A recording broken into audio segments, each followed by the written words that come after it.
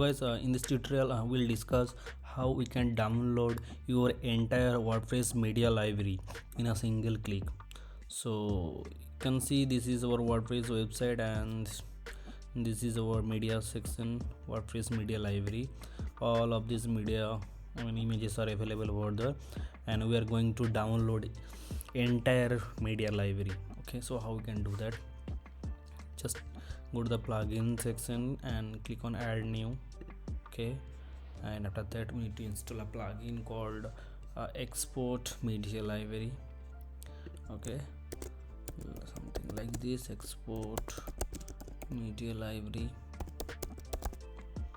Okay, so you can see this is the plugin we're going to use installed over there. Just install this plugin first. Okay, and activate this plugin.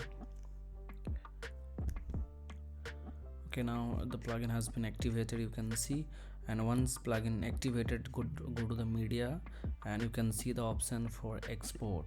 Okay, and once you click on export, you can see a single folder. You can also do a nested folder, something like this, but we'll do always a single folder with all the files. Okay, and then download zip file.